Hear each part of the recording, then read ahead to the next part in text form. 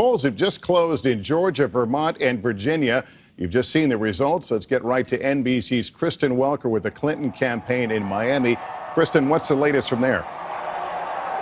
Lester, good evening. The crowd erupting into cheers as they have learned that Secretary Clinton has won Georgia and Virginia. It is a strong start for this campaign, hoping to build on its momentum. In order to claim victory tonight, she needs her entire southern firewall to hold. That includes states like Arkansas, Alabama, and Tennessee. Still, the campaign says the earliest it could put the race out of reach mathematically is March 15th. That's when Florida votes, and one of the reasons she's holding her watch party here. Clinton is already starting to set her sights on the general, taking increasing aim at Donald Trump, criticizing him for being a divisive candidate. Democratic strategists and campaign officials are signaling if Clinton makes it to the general and faces Trump, she'll stress his divisive and offensive comments and his controversial policies like building a wall. Meanwhile, one Democratic strategist tells me that if Clinton makes it to the general and faces off against Donald Trump, she shouldn't get personal unless and until he does, and also says Trump makes Democrats nervous because while he energizes the base, he could also bring a lot of new voters into the fold. Lester. All right, Kristen, and from the Democratic side, let's move to the Republican side. Katie Tur live with the Trump campaign in Palm Beach. Katie, he wins Georgia. What are you hearing from there?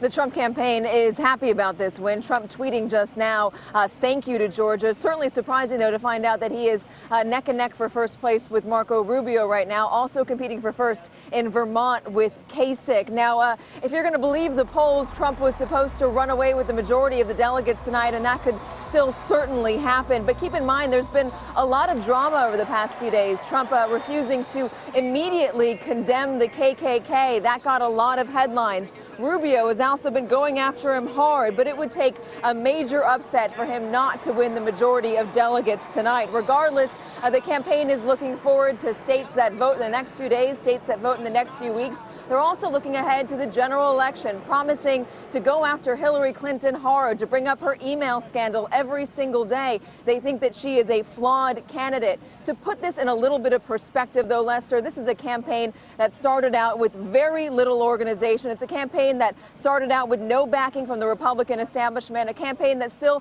is getting a lot of hostility from the Republican establishment, a campaign that was often called a joke. But now Donald Trump is poised to potentially win big. Certainly, though, close races in Virginia and Vermont have got to be a little worrying for the campaign at this moment. All right, Katie, thanks. Chuck Todd is with us. Chuck, let's continue that thought. What's happening in Virginia right now? Trump and Rubio vying for first place. Does that give anyone pause? Well, it's more important for Rubio to win than it is for Trump to win. I mean, look, Trump's going to win a lot tonight. He's going to get a lot of delegates. He's the guy, if he's not winning, he's in second. There may be different first place guys, maybe Cruz somewhere out in the Southwest, maybe Rubio here in Virginia, maybe even a John Kasich in Vermont.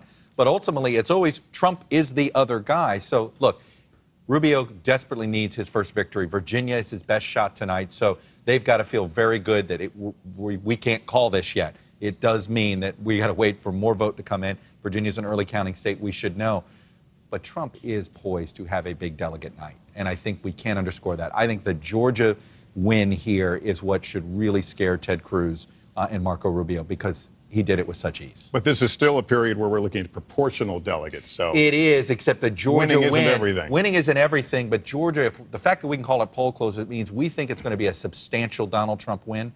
Well, that means he's going to get a lion's share of those delegates, and it could mean that Cruz and Rubio barely make the threshold necessary to get delegates and may not even get delegates in every congressional district. We know Trump's going to get delegates everywhere. So that's what makes that, if Alabama and Arkansas and Tennessee look more like Georgia than it does in Virginia, that's why Donald Trump could be poised to have a big delegate lead after the night's over. Clinton getting off to a good start here. Her southern firewall strategy looking like it could play out. Totally holding. I still don't understand why Bernie Sanders didn't play in a state like Virginia. Very perplexing to me, Tennessee in particular. But he's going for that northern strategy. Well, look, we're going to find out if the strategy works in less than an hour.